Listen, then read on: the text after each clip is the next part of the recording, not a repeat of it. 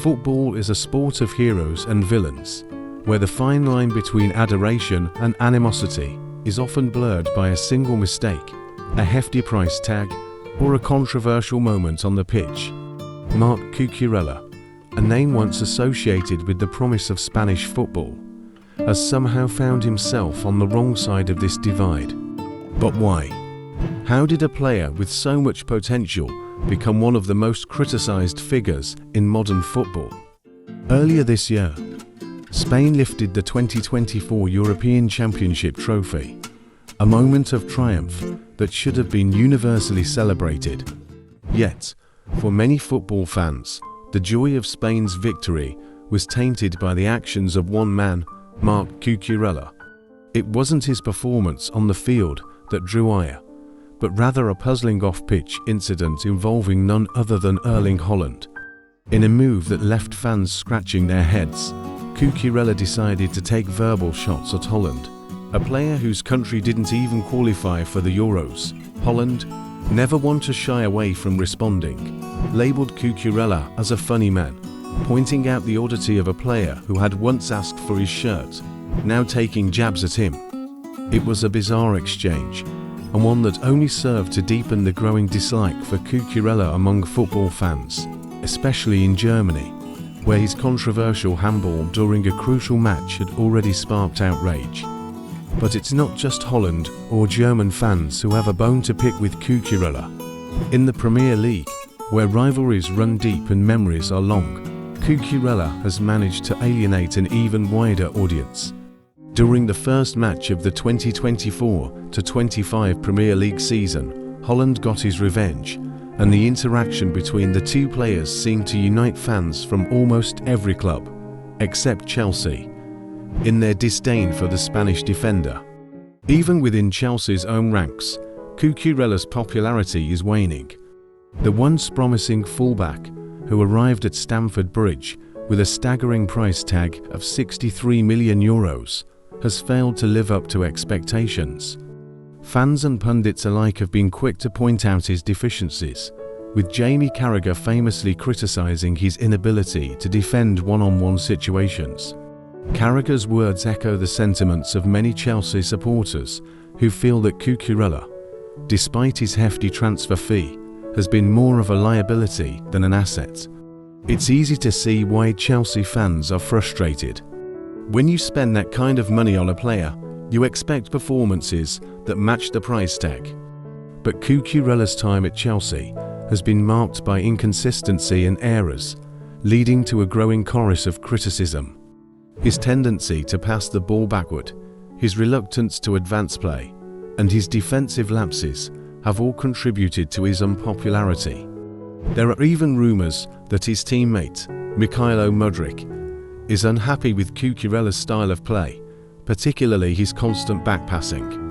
Cucurella's struggles at Chelsea have been compounded by his style of play, which, while effective in a slower, more possession-based system like that of Spain, has not translated well to the fast-paced, physical demands of the Premier League. His conservative approach, which was once praised during his time at Brighton, now seems out of place at a club like Chelsea, where fans expect more dynamism and risk-taking from their fullbacks. To understand why Cucurella is struggling at Chelsea, it's important to look at his background. A product of Espanyol's youth academy, Cucurella honed his skills in a system that emphasized technical ability, positional play, and a measured approach to football. These traits served him well during his time at Barcelona's famed La Masia academy, where he was seen as one of the brightest prospects in Spanish football. However, despite his potential, Cucurella's style of play has always been more suited to Spanish football, where possession is king and fullbacks are expected to be cautious, rather than adventurous.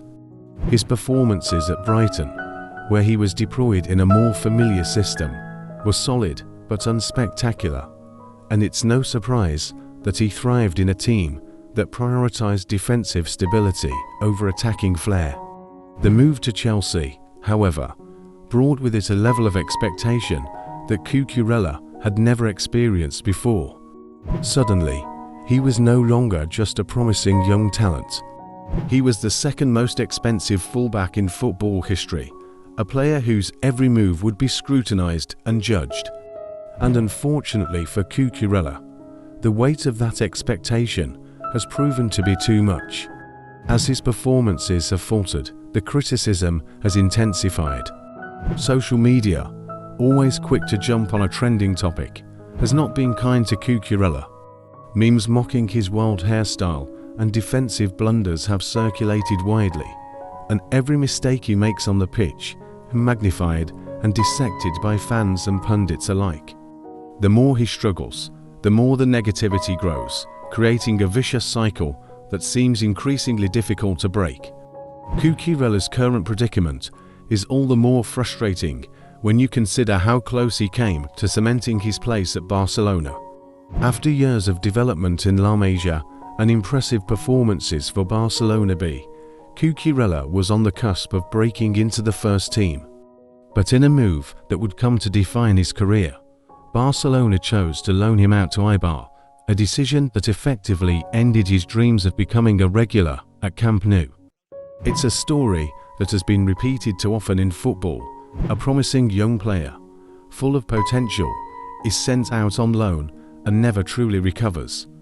For Cucurella, the loan spells at Eibar and Getafe were opportunities to prove himself, but they also served as reminders that he was not considered good enough for Barcelona's first team.